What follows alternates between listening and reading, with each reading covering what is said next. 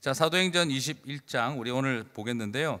자, 오늘 내용에 계속해서 나오는 내용이 뭡니까?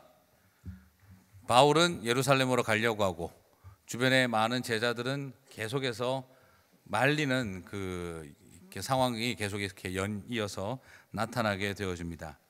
자,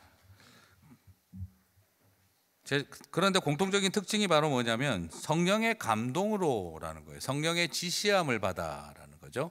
바울더러 예루살렘에 들어가지 말라 하더라는 거예요. 자, 이게 참 오늘 어려운 건데요. 예전에 이 본문 때문에 이제 고민을 하다가 이제 어떤 형제 중에 하나가 그 이야기 하더라고요. 굉장히 나는 오늘 이 성경을 보면서 위로를 받았다. 바울도 고집이 되게 셌다.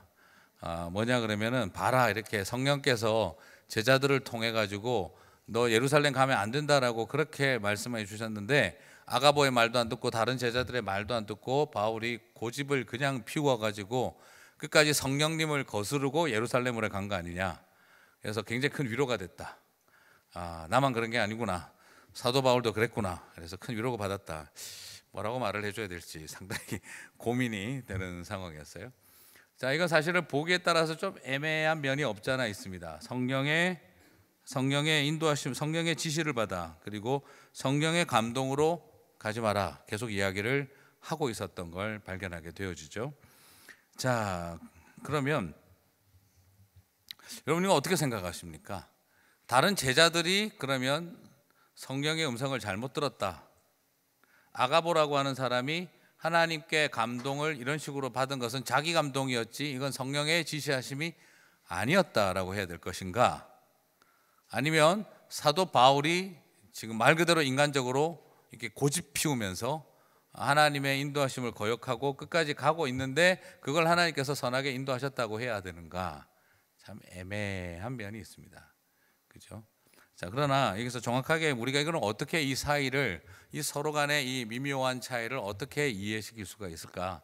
정리를 한번 해본다면 우선적으로 말할 수 있는 것은 이것입니다.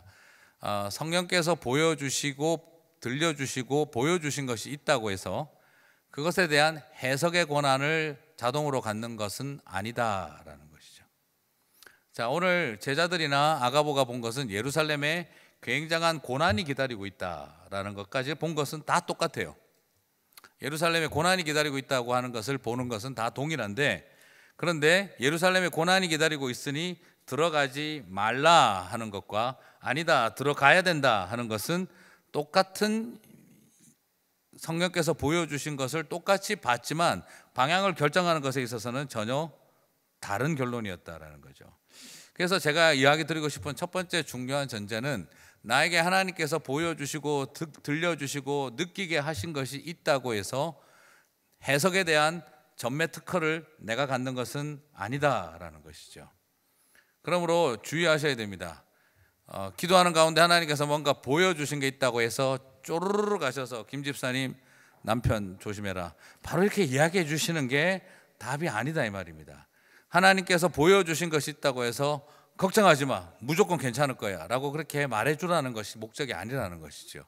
하나님께서 보여주신 것이 있다고 해서 절대 거기 가지 마 절대 거기 가지 마 그렇게 하는 게 먼저 우리가 해야 될 그 권한이 아니다라는 걸 먼저 보셔야 된다는 겁니다. 굉장히 중요하고 주의해야 될 부분입니다. 분명히 그래서 예전에도 제가 이제 어려웠던 게 뭐냐 그러면 우리 그 청년 형제 중에 하나가 결혼식을 준비하는데 사촌 누나한테 전화가 왔다는 거예요. 사촌 누나가 기도하는 가운데 네 결혼식을 놓고 기도하고 있는데 하나님께서 네 결혼식을 어린 양의 혼인 잔치로 쓰고 싶어 하신다라는 분명한 메시지를 주셨다는 거예요. 그게 무슨 소리냐 그랬더니 네 결혼식을 통해서 하나님이 어린 양의 혼인 잔치를 드러낼 것이니까 말씀을 전하실 분은 너를 위해서 너의 가족을 위해서 주실 메시지가 아니라 그곳에 모일 사람들을 향해서 종말론적인 복음을 선포하는 메시지를 준비하셔야 되고 그리고 너는 그날 결혼식에 실내악 팀들을 준비해서 음악을 연주할 것이 아니라 찬양팀을 데리고 와서 함께 기도를 해야 한다. 그리고 돌아가는 발걸음까지 하나님께서 지켜주시도록 축복하고 그리고 모든 인사말과 여기에 복음의 메시지를 다 전해서 줘야 된다. 저보고 물어보더라고요. 어떻게 하면 좋은지. 여러분 어떻게 하시겠습니까?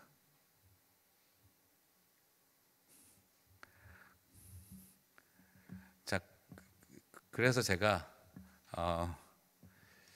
이야기를 해준 게 하나님께서 주신 마음이 있다고 해서 혼자서 결정할 수 있는 권한을 가지고 있는 게 아니라는 걸 꼭 알아야 된다. 그걸 이야기 드리고 너하고 가족들이 잘 의논해서 기도하는 가운데 결정을 해라. 그분에게 보여주셨다면 결혼식 당사자에게도 보여주셔야지. 왜 사촌 누나에게만 역사하셔? 결혼식 하는 사람들한테는 아무런 그거 없이.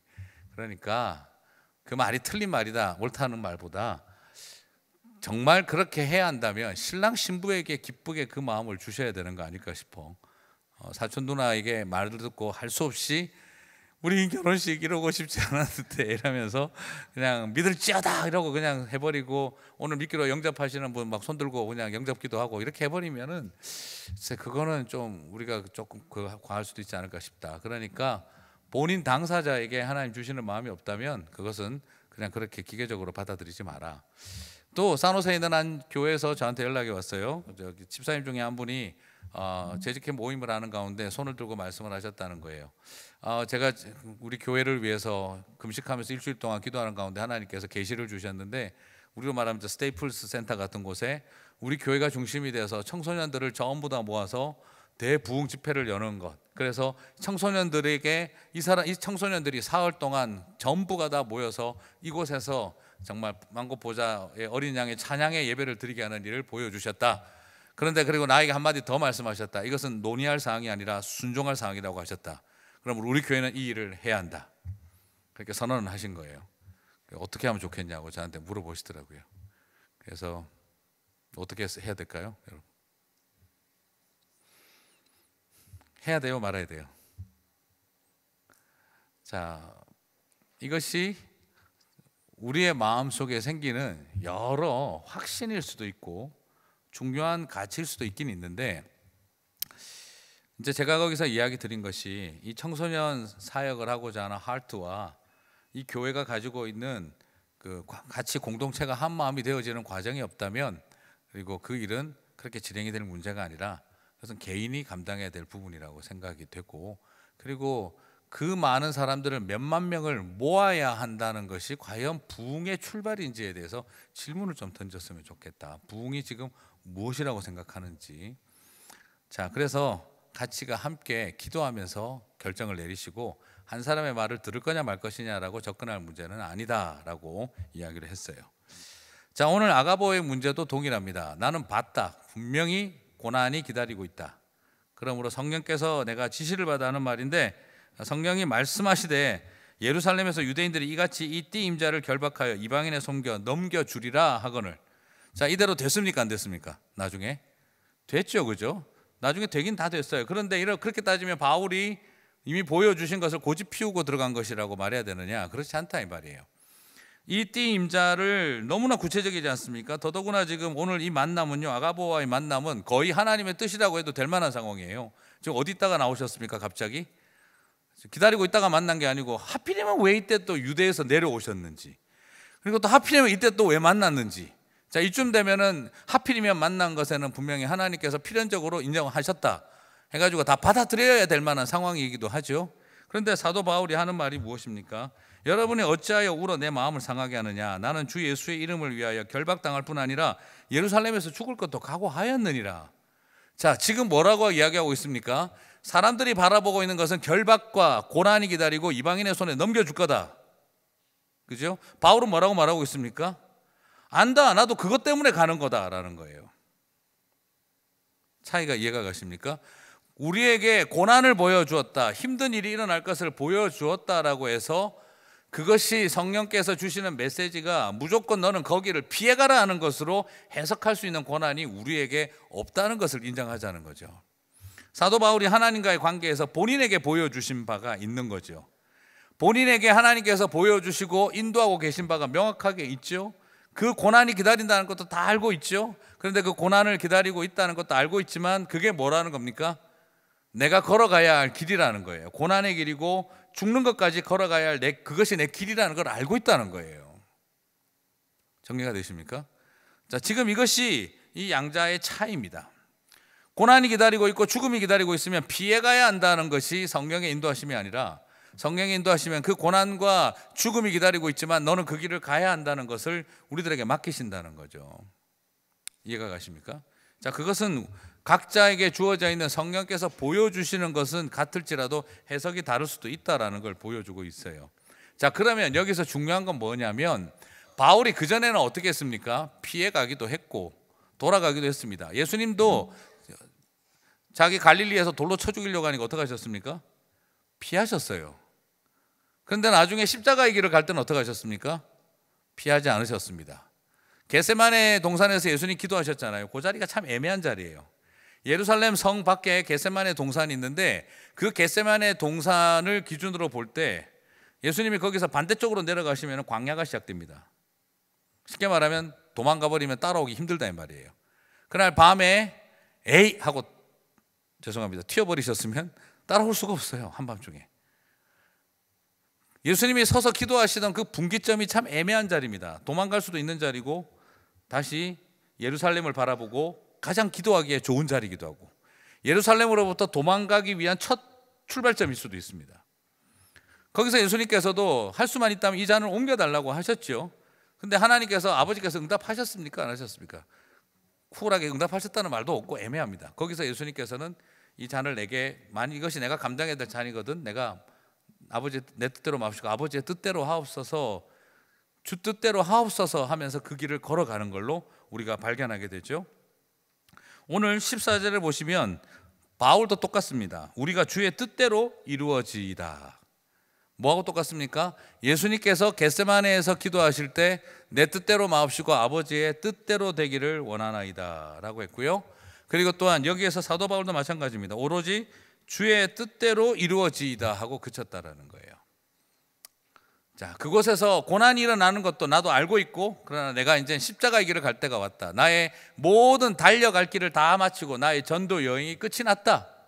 이제 내가 갈 길을 다 달려왔고 내가 당할 고난도 다 당해왔고 이제는 내가 관제와 같이 하나님 앞에 부음바 될 때가 되어졌다는 걸 자기가 알고 있는 거죠. 그걸 하나님과의 관계 속에서 자신이 인도하심을 받은 겁니다. 이해가 가시죠?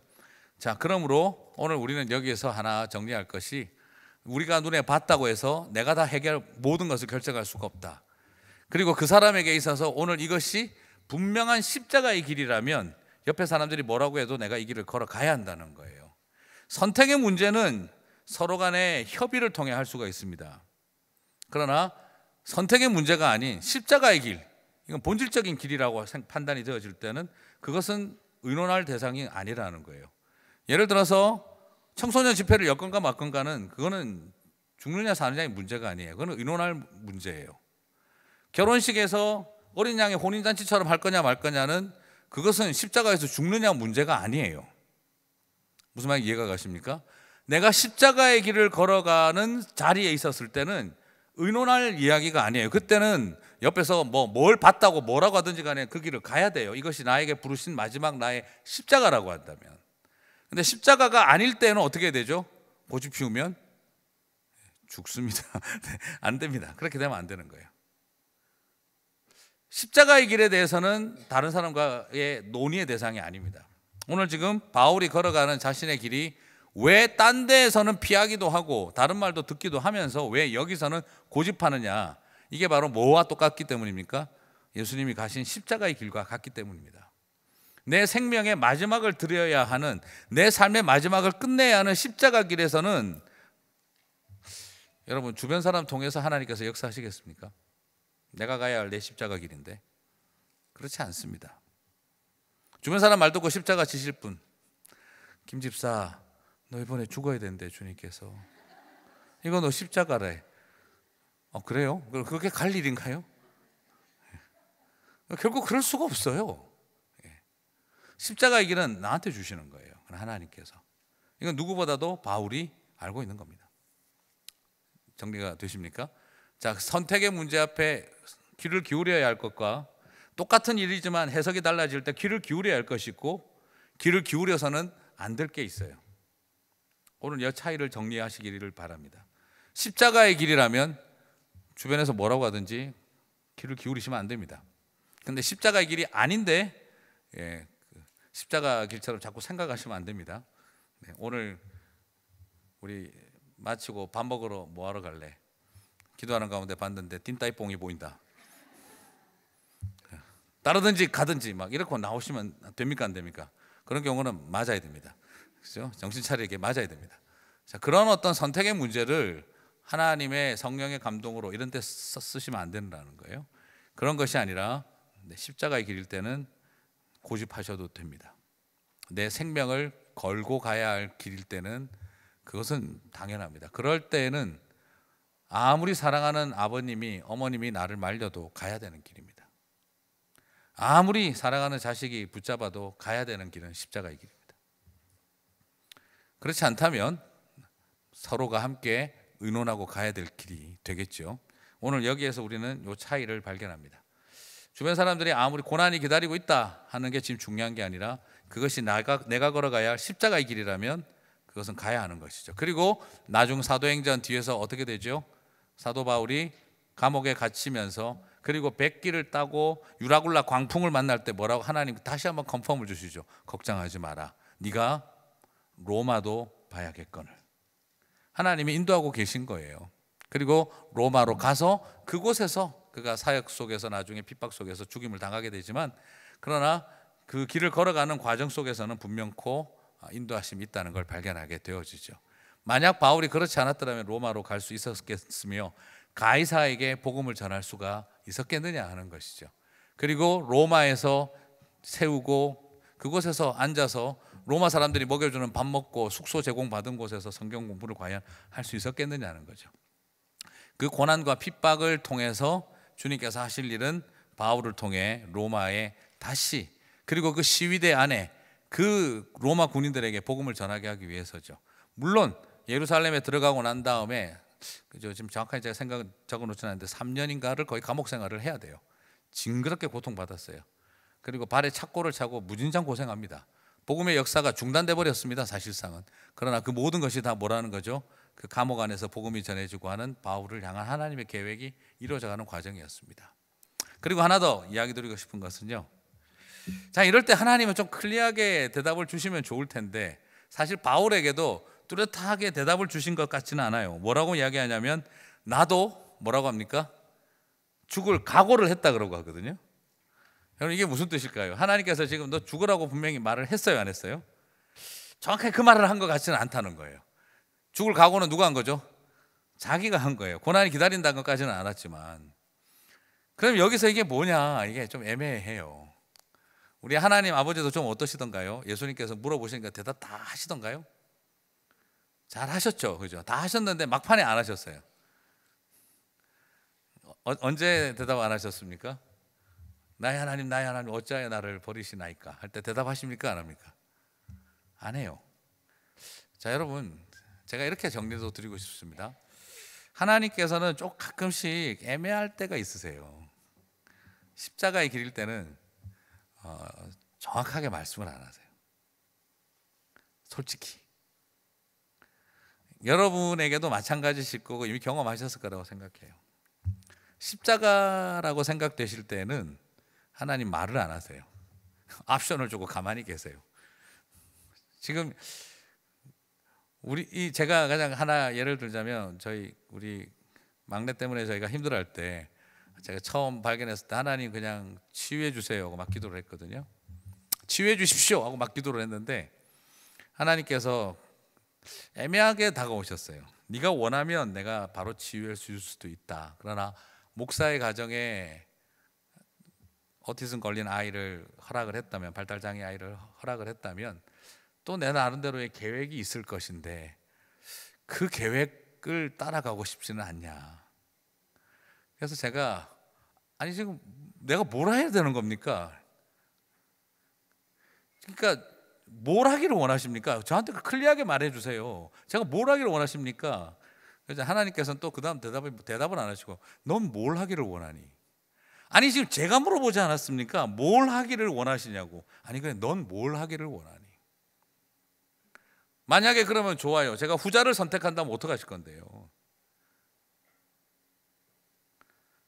힘들고 어렵겠지만 그러나 분명히 너에게 아름다운 축복의 통로가 되게 해줄 거다. 그때 제가 하나님 앞에 굉장한 혼란스러운 싸움이 있었습니다. 하나님, 내가 이 순간에도 내가 목사같이 해야 됩니까? 목사의 가정에 장애 아이를 허락하신 이유를 제가 굳이 찾아야 됩니까? 내가 이런 상황에서도 이렇게 목사처럼 굴어야 됩니까? 아니면 그냥 애비처럼 굴면 안 됩니까? 그냥 내 새끼 살려주고 치유해 달라고 하면 나는 안 됩니까? 좀 클리어하게 답을 주시든지 왜 이렇게 애매하게 나오십니까? 그럼 대답을 또 안 하세요.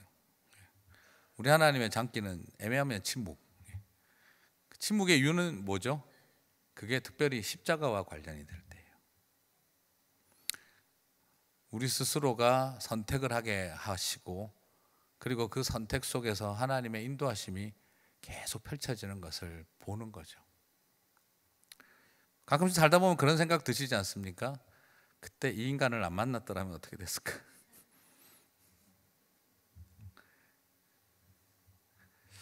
우리의 삶 속에 끊임없이 그런 선택의 문제가 과연 잘했던 건가? 이게 하나님의 100% 뜻이었던가? 그때 내가 하나님의 뜻에 따라 결혼을 안 해서 내가 이렇게 된 건가? 분명히 하나님의 뜻이라고 믿고 결혼했는데 왜 이런가 하는 온갖 생각들이 다 밀려오죠. 자, 그런데 제가 드리고 싶은 이야기는요, 우리의 수많은 것자리에서 하나님께서 이 선택의 문제 앞에서 하나님은 우리에게 상황과 팩트를 보여주시고, 그 팩트 속에서 선택하는 것은 우리에게 주어져 있는 때로는 몫으로 주실 때가 있더라는 거죠. 하나님께서 다스리시고 하나님이 예정하셨다고 한다면 모든 것이 다 완벽하게 다 짜진 각본이 되어야 하는 게 아닌가, 내가 어쩔 수 없었던 거 아닌가. 그것이 아니라 하나님의 아름다운 분명한 계획은요, 저와 여러분과 함께 같이 가시는 거예요. 내가 잘못 선택을 했든 잘 선택을 했든, 잘 선택했다고 좋은 길만 열려 있는 것도 아니고, 잘못 선택했다고 나쁜 길만 가지고 가는 것도 아니고, 그 수없는 엎치락 뒤치락 속에서 하나님 끝까지 우리와 함께하고 계시고 우리를 지키고 계신다는 거죠. 특별히 굉장히 심각한 문제들일수록 하나님이 때로는 그런 방법을 쓰시는 것 같아요. 오늘 이게 어쩌면 되게 혼란스럽게 여겨지시는 분도 있을 거예요. 아니, 나는 지금까지 그냥 인간 만난 것도 다 하나님의 뜻이려니 했는데, 자, 그러면 이게 업보로다 하고 비슷해지는 거예요. 그게 아니라 우리의 많은 자리에 있어서 하나님은, 여러분 성경의 많은 내용들을 보세요. 다윗이 선택했던 사울을 죽일 것인가 말 것인가, 다윗이 사울을 죽일 것인가 말 것인가, 하나님은 그때 다윗이 죽이기를 인도하신 것인가 살리기를 인도하신 것인가. 그죠? 사울 왕이 뭐 하고 있었습니까? 발을 가리고 있다. 이게 히브리인들의 언어적인 표현으로는 대변 보고 있었다는 뜻이거든요. 그래서 성경에 그러니까 생각보다 지저분한 이야기가 나오죠. 그때 사울이 대변을 보고 있었기 때문에 뒤에서 찔러도 어떻게 됐을까요? 정말 얘는 만약에 그 상황에 찔려 죽었으면 똥 누다가 죽은 거죠. 이게 가장 조폭 영화 제가 생각이 나더라고요. 피똥 싼다 막 이게 딱 저는 생각이 나더라고요. 그래서 이 상황이 딱 그렇게 될 상황이고, 아마 역사에서 가장 지저분하고 부끄럽게 죽는 인물 중에 한 사람이 되지 않았을까, 저는 그 생각을 했는데, 하나님은 참 얄궂게 왜 그 상황으로 다윗과 사울을 만나게 하셨을까? 이건 하나님이 옆에 있는 부하들도 말하지 않습니까? 지금 하나님이 주신 기회라고. 이거는 지금 저렇게 앉아가지고 완전 무장해제하고 저렇게 응가하고 있는 상황에서 찌르면 이거는 끝나는 겁니다. 이거 하나님 완벽하게 인도하신 겁니다. 근데 여기서 다윗은 왜 하지 않았을까요? 하나님 뜻이라서 뭔가, 이게 하나님께서 그에게 맡겨버리신 영역들이 존재하다는 거죠.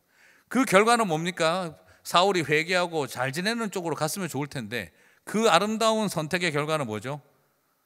나중에 자기 부하들이 자기 목에 칼을 겨누게 될 만큼 사울에게 무진장 당하는 그런 그 고난의 길들을 더 걸어가야 됐던 거죠. 자, 왜 이런 이야기를 제가 드리냐 그러면, 하나님은 때로는 우리의 삶의 자리에서 당신의 선하시고 아름다운 계획의 인도하심 속에 우리에게 선택의 문제를 맡기실 때가 있는 거예요. 바울도 이때 예루살렘으로 돌아가지 않았더라면 어떻게 됐을까요? 유럽 선교 더 열심히 했겠죠. 그냥 선교 여행 더 많이 다니고 더 훌륭한 하나님의 사역자로 갈 수 있었겠죠. 그런데 이 길을 들어감으로 인해서 사실은 그것으로 인하여 그가 당하는 고난과 그리고 로마 교회를 가서 대신에 그러면 복음을 전하는 일을 할 수는 없었을런지도 모르죠. 그러나 하나님께서는 결국에는 또 그것도 행하게 결국에는 또 하셨겠죠. 저는 하나님의 이 인도하심이라고 하는 계획이 때로는 우리들에게는 참 얄궂기도 하고 정말 왜 이러시는가 싶은 생각이 들기도 하지만, 저는 그 선택 속에, 십자가의 길 속에는 우리에게 선택을 맡겨주시는 거라는 생각이 들어요. 그리고 십자가의 길 앞에서 우리는 그 길을 선택하게 할 수 있도록 인도해 주신다고 저는 믿어요. 참 신기한 건 십자가의 길이라고 여겨졌었을 때는 무진장 짜증나면서도 가게 되더라고요. 욕하면서도 가게 되더라고요. 그런데 가다 보면 찬양이 나오더라는 거죠. 자, 오늘 저는 바울을 보면서 그런 생각을 하게 되어집니다. 여러분, 의논이 필요한 선택의 문제는 성령님의 지시를 너무 받으려고 하지 마시고, 십자가의 길을 걸어가야 할 분명한 일이라고 한다면 성령 하나님 보여주신 그 길 속에 내가 감당해야 될 십자가를 감당하시는 저와 여러분이 되시기를 바랍니다. 그 길을 걸어가면서 주님 주시는 분명한 위로와 인도하심이 저는 있으리라고 믿습니다. 오늘 지금도 수없는 선택의 문제 앞에 서 있습니다.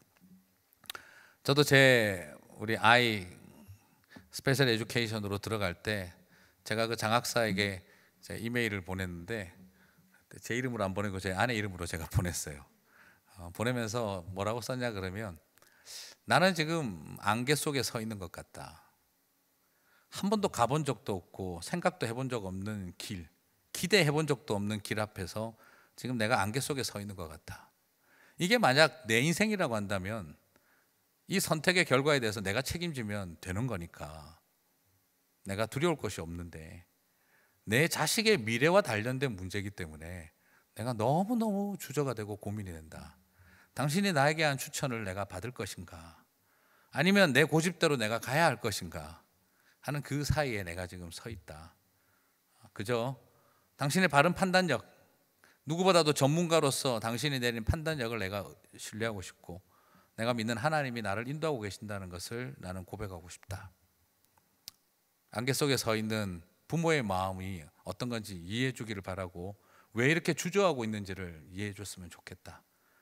그러나 당신이 원한 대로, 당신이 제안한 대로 우리는 그 길을 가려고 한다.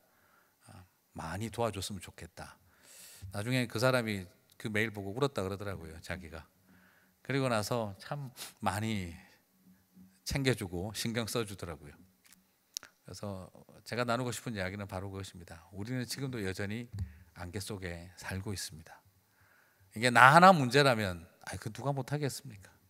근데 이게 내 새끼 문제고 내 가정의 문제고 우리의 미래의 문제이기 때문에 이게 쉽지가 않습니다.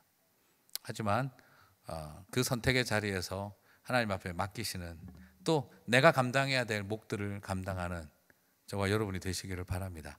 사도 바울은 콕 끼어서 끌려가는 소처럼 예루살렘으로 들어간 게 아니라 나는 죽을 각오도 하였느니라, 자신의 의지와 결단을 가지고 그 길을 들어갔습니다. 예수님도 밤이 새도록 내가 할 수만 있다면 미루어 달라고 했지만 아버지의 뜻대로 이루어지이다라고 들어갔고, 사도 바울도 오늘 주의 뜻만 이루어지면 된다 하는 것, 그 소망 속에서 들어갔습니다. 여러분, 하나님의 뜻은 나를 코낀 송아지처럼 질질 끌고 가는 길이 아니라 내가 즐거운 마음으로 십자가 지고 가게 하는 길입니다. 오늘 그 선택을 저와 여러분이 해야 한다면, 하나님 참 얄궂다, 나한테 선택을 미루시네 생각하지 말고, 십자가의 길이 나의 길이라면 죽을 각오로 그 길을 걸어가시는 저와 여러분이 되시기를 주님의 이름으로 축복합니다. 이걸 축복이라고 하니 죄송하지만 아멘으로 받으시는 저와 여러분의 마음속에 위로가 넘치실 줄 믿습니다. 자, 기도하겠습니다.